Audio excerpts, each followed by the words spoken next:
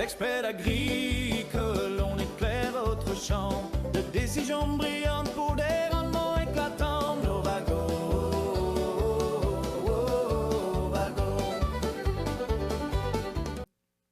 Hey, Jean-François, ça va être le deuxième podcast qu'on va publier sous peu. Au moment d'enregistrer ces lignes, on est au printemps, mais l'été s'en vient à grands pas. On l'espère.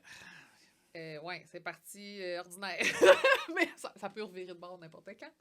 On va parler d'acide propionique aujourd'hui, un sujet technique, mais toujours d'actualité. Oui. On sait, là, la belle température s'en vient. Les rations chauffent. Pourquoi les rations chauffent? Les rations ou l'ensilage, on pourrait dire les ensilages vont chauffer. S'il y a de l'air, on n'est plus en milieu anaérobe. Donc, on est en présence d'oxygène. En présence d'oxygène, il y a un paquet de micro-organismes qui vont se mettre à se réactiver puis vont pouvoir vivre. Les premiers, c'est les levures. Les levures vont pouvoir se réactiver en présence d'air, en milieu humide, donc l'ensilage est humide. Puis si on a un substrat pour être capable de consommer de l'énergie, du sucre. Donc, l'ensilage est un milieu propice à faire ça. Donc, si je mets de l'air dans le système, puis que mon ensilage n'est pas stable, le pH de stabilité n'a pas été atteint pour X raisons, ou je ne prends pas assez d'ensilage par jour, c'est ces fameuses levures-là qui vont faire dégrader mon ensilage. La température va monter, ils vont faire de l'extra chaleur, ils vont faire un petit peu d'eau aussi comme rejet, ces levures-là. Puis là, le pH va se mettre à remonter. Fait que mon pH, s'il remonte plus haut, bien, il y a de plus en plus d'amis qui se mettent au party. Pas tous des très bons amis, mais c'est ça. Plus le pH va monter, plus les moisissures vont pouvoir embarquer, puis d'autres, pas des pathogènes, mais des bactéries que je ne veux pas nécessairement avoir, des bacilles, ces choses-là qui vont dégrader mon ensilage. OK. Puis là, évidemment, tout ça nuit à la productivité après si on n'a pas pris les bonnes actions. Exact. C'est quoi les bonnes actions à faire, Jean-François, quand ça arrive, quand on voit que notre RTM chauffe un peu? Il faut toujours penser que ma vache, c'est un gros fermenteur. Un fermenteur, on veut qu'il n'y ait pas d'oxygène le plus possible dans un fermenteur pour qu'il soit le plus efficace possible. Puis tous les ingrédients que je vais rentrer dedans, on essaie que ça soit toujours à peu près les mêmes proportions d'ingrédients. D'une ferme à l'autre, ça peut changer, mais à la ferme, on veut garder cette même proportion-là. Puis l'innocuité de ces ingrédients-là, il faut qu'elle soit bonne.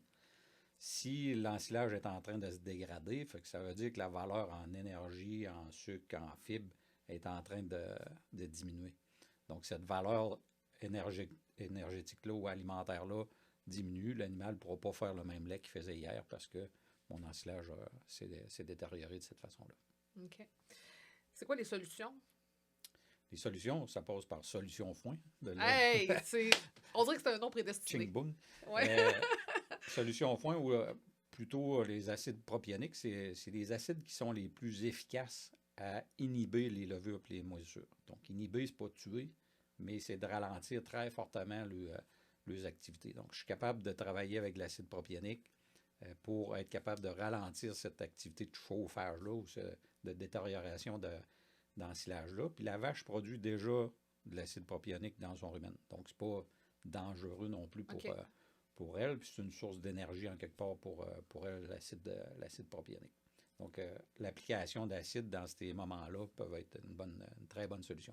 Les autres acides peuvent être plus ou moins bonnes, mais la plus haute, la plus top, la plus efficace, c'est l'acide propionique. OK. Il y a, dans notre segment, rien que d'une traite, mais il y a des produits qui sont en version liquide ou granulaire. C'est quoi les avantages, les limites? Quand est-ce qu'on choisit l'un ou l'autre? Liquide, il faut s'assurer d'avoir une bonne dispersion pour être sûr qu'il y en ait partout dans le mélange. Granulaire, c'est peut-être aussi vrai, mais peut-être un peu moins parce qu'ils peuvent être dispersés quand même d'une bonne façon. Après ça, c'est les concentrations de produits qui font toute la différence. On a un produit avec le granulaire qui est le Microprop 55 qui est très concentré, donc les dosages ont diminué par rapport au Microprop NC42 qu'on avait auparavant. Donc la concentration joue beaucoup. Dans les acides propioniques aussi, c'est la même affaire, là, c'est de surveiller les concentrations de certains produits. Puis comment on s'assure justement d'avoir la bonne concentration, la bonne quantité? On parle d'à peu près, si on veut le mettre dans une RTM, on va parler de 4 à 5 litres à la tonne pour le liquide, pour ce qui est du solution foin qu'on utilise comme recommandation générale. Si on travaille, mettons, avec du granulaire, micropropre 55, on va partir de 1 jusqu'à 4 litres. Pas 4 litres, mais 4 kilos. 4 kilos, c'est vraiment la dose maximale, là. Je te dirais qu'on travaille plus avec du 1,5 kg, 2 kg comme tel, parce que le niveau de dissociation de cet acide-là est beaucoup plus fort que ce qu'on avait auparavant. OK. Les méthodes d'application, justement, de ça, pour s'assurer, tu disais que c'est bien mélangé, meilleure façon de procéder? En granulaire, bien, c'est pas mal juste à la mitaine qu'on peut le faire, à moins d'avoir un distributeur sec, là, mais ça, c'est de plus en plus rare qu'on va retrouver ça. Sinon, c'est un applicateur liquide. Donc, on a des applicateurs avec des pompes comme le Flex. Donc, c'est une tote de 1000 litres. On a une petite pompe là-dessus avec des buses. Puis, on va le distribuer directement au souffleur ou directement à la RTM si on veut travailler de cette façon-là. Puis, il y a le nouveau Flex Ultra qui va avoir un haut débit. Il va aller jusqu'à 1000 litres à l'heure. C'est vraiment fait pour les gros souffleurs à cette heure qu'on a pour souffler l'ensilage au silo qui ont un gros débit d'ensilage. À ce moment-là, on va être capable de suivre la cadence là, avec ce type d'applicateur. OK. Le Flex, tu dis la RTM Flex puis le Flex Ultra, ça, c'est des nouvelles technologies, dans le fond, qui pour faciliter justement le...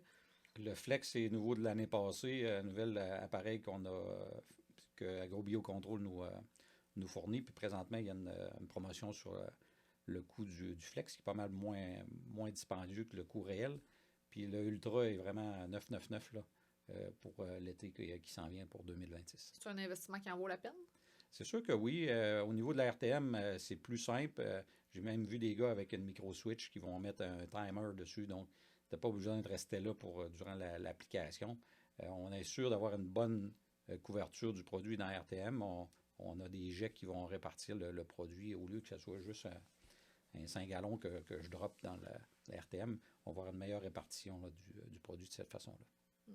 Il y a d'autres produits qui existent sur le marché. Des fois, ça peut être facile de se perdre. C'est une poudre de palin-pimpin ou c'est un vrai produit qui est efficace. Comment on s'assure de comparer des pommes avec des pommes? Bien, première affaire, comme j'ai dit tantôt, l'acide propionique, c'est celui qui est le plus fort, le plus efficace. Je peux travailler avec de l'acide benzoïque ou des mix de propionique acétique, mais les combinaisons ne sont jamais meilleures que le produit pur. Donc, après ça, c'est la concentration. Si on travaille avec une solution foin, il y a 70% d'acide propionique dedans. Donc, la concentration en propionique, c'est un des produits les plus concentrés qu'il y a sur le marché. Et si j'ai un produit à 35, il ne faut pas penser qu'au même dosage, ça va faire le même job, là.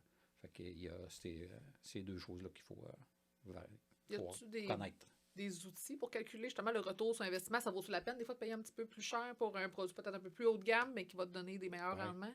Avec Solio, Nicolas Marquis, pour ne pas le nommer, on a travaillé à avoir des calculateurs pour savoir s'il y a un retour sur investissement, justement, à utiliser le micropropre 55 ou le solution foin. Donc, on va calculer la quantité qu'on va appliquer, la quantité d'ensilage qu'on va donner aux vaches, puis on a un retour sur investissement en sachant, bon, il ne faut pas que je perde plus que tant de consommation, de production avec ça. Donc, on est capable d'établir c'est où le point mort, mettons, d'utilisation de ces produits-là. OK. On utilise, ça s'utilise, bon, évidemment, dans la RTM, on en a parlé, mais est-ce que ça s'utilise dans d'autres contextes, là, top de silo? Oui, top de silo, tu sais, je l'ai dit tantôt, l'oxygène, c'est le pire ennemi de l'ensilage. Fait que les tops de silo, la compaction est vraiment pas forte, donc la densité va être problématique. On parle plus de porosité là, à ce niveau-là. Donc, plus d'air qui peut être dans ces parties de silo-là. Le 3 à 4 derniers mètres des ensilages, peu importe la hauteur du silo, c'est pas mal cette partie d'ensilage-là là, qui est problématique. Donc, cette partie-là pourrait être traitée avec l'acide propionique. Le restant pourrait être traité aussi à l'acide à dose plus faible, peut-être demi-dose, ou avec un inoculant. Parce que l'inoculant va travailler à ce moment-là, parce qu'il est en aérobiose, il va travailler numéro 1, mais des inoculants avec de l'air, ça ne fonctionne pas très, très bien. Ils vont perdre la bataille, c'est sûr, au niveau des mauvaises bactéries. J'ai deux questions, œuf ou la poule, pour ce balado aujourd'hui. Mais le premier, est-ce que tout le monde devrait avoir de l'acide propionique chez eux? Oui, c'est sûr, parce que tout le monde a soit un bag, une meule ou un silo d'essilage par-dessus ou par en dessous. C'est la partie d'ensilage qui est plus fluffy, qui a une densité plus légère et sujette à dégradation. Donc, je protégerais cet investissement-là. On est rendu avec des coûts de production d'ensilage de foin autour de 350$ la tonne de matière sèche, puis l'ensilage de maïs à 280$. Quand on se met à mettre des dollars là-dessus, il ne faut pas en perdre beaucoup pour que le produit soit payé. Oui, c'est ça. On travaille fort pour faire des bons ensilages. Ça vaut la peine d'investir pour les protéger un petit peu. Inoculant ou acide propionique? J'ai un peu répondu tantôt. Si on est sûr d'avoir une très bonne compaction, pas de présence d'air, inoculant va très bien fonctionner. Retour sur investissement, je pense qu'il peut être intéressant. S'il y a de l'air ou porosité, c'est sûr que c'est acide, ça, c'est certain. Je vais me permettre une autre question, mais c'est quoi le principal frein à l'adoption, mettons, que tu entends de la part des producteurs? Ah, j'ai pas besoin de ça, ou... Souvent, mettons, au silo, ça va être comment je vais faire pour l'appliquer. Là. Bon, il faut que je mette une limite switch ou il faut que j'allume la switch sur le tracteur. Ou, ce bout-là, c'est plus compliqué. Sur les meules, les bunkers, bon, quand est-ce que je le mets? Je le mets à la fourragère. Si c'est de l'acide, c'est compliqué un peu parce que c'est des gros volumes, je vais charger plus souvent. Fait que souvent, ça, c'est plus tough. On va le mettre directement au compacteur ou au tracteur qui est attitré à fouler l'ensilage. On va le mettre directement sur ça. C'est ça qui est le plus facile. Il y a des applicateurs aussi faits pour aller sur le 3 points du tracteur avec une rampe de distribution assez bien faite pour avoir une bonne répartition du produit. Mais je pense que c'est vraiment la facilité d'application. Là, c'est ça souvent qui est un frein. Avec le Flex puis le Flex Ultra, ben, on vient complètement enlever cette partie-là. Là. Bon, ben écoutez, 2 nouveaux produits à découvrir. Parlez-en, ça peut être des fois un facilitateur à l'adoption de ce produit-là. Ben, Jeff, l'été s'en vient, on en a parlé. As-tu une recommandation? Tu sais, il va y avoir une coupe, 2 coupes, 3 coupes. Comment on gère ça, entre autres dans un silo vertical l'été avec l'acide propionique? Oui, c'est problématique avec les silos verticaux parce que je mets de l'ensilage, la première coupe, exemple, une autre entrée de première coupe, de l'avoine de poids, si je fais, mettons, des grands verres, il va y avoir de la deuxième, il va y avoir de la troisième, puis il peut peut-être avoir un autre troisième ou une quatrième. Fait que ça fait beaucoup d'entrées de fourrage qui sont non fermentées. Puis si je suis obligé de le donner directement, fait penser à mon fermenteur qui est ma vache, là, je rentre des produits qui varient vraiment beaucoup. Donc, une des bonnes pratiques, c'est de donner des repas froids aux vaches. Ça n'aime pas ça, les repas chauds. Donc, traiter l'ensilage que je pense consommer jusqu'à la prochaine récolte. Mettons, entre la première et la deuxième, j'en ai pour exemple 35 jours ou 40 jours. Ben, 40 jours fois le nombre de kilos que je prends, bon, je vais traiter, mettons, 4 portes ou 6 portes. Je vais le traiter à l'acide. Fait que comme ça, toute cette période-là, je vais soigner de l'ensilage qui va être froide. Je vais faire la même affaire avec ma deuxième, avec ma troisième ou avec ma quatrième coupe. Pour être capable de donner des fourrages qui sont stables pendant toute la période où il y a souvent des canicules, où la température est plus chaude, la consommation varie beaucoup, bien, ça va stabiliser la consommation des vaches puis la production par le même fait. Oui, on le sait, les vaches, ils aiment la stabilité. Oui. Et la routine. La routine. Donc, on essaie de garder une stabilité aussi dans la RTM, puis l'acide propionique est un produit qui peut nous aider à cet effet-là. C'est quoi le meilleur moment pour acheter? On en vend évidemment à l'année dans les coopératives, mais le meilleur moment pour acheter, chez Novago en tout cas? Présentement, il y a encore des préventes, on va dire comme ça, des modèles où on peut aller chercher des escomptes. Donc, c'est présentement pour pouvoir avoir les livraisons aussi avant les coupes de foin là, qui vont commencer, on le pense, en début juin. Fait que promotion de début de saison, mais exact. Meilleur moment pour acheter. Donc, contactez votre expert conseil, c'est maintenant que ça se passe. On est en mai. Si vous réécoutez ça plus tard, ben on vend à l'année, mais sachez qu'au printemps, on a des belles promotions pour acheter ça à prix avantageux.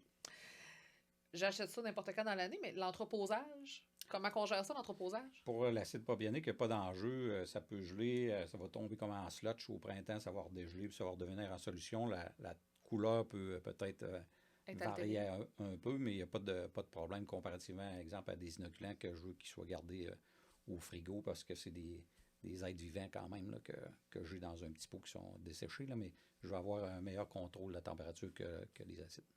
Fait que pas vraiment de contraintes en termes d'entreposage. Puis si la couleur est altérée, c'est pas un problème non plus.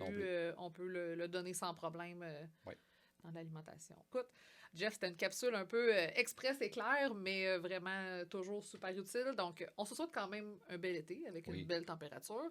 Puis, quand il fera chaud, ben pensez acide propionique. Exact. Hey, merci, Jeff. Merci. Bye. L'expert agricole, on éclaire votre champ de décisions brillantes pour des rendements éclatants.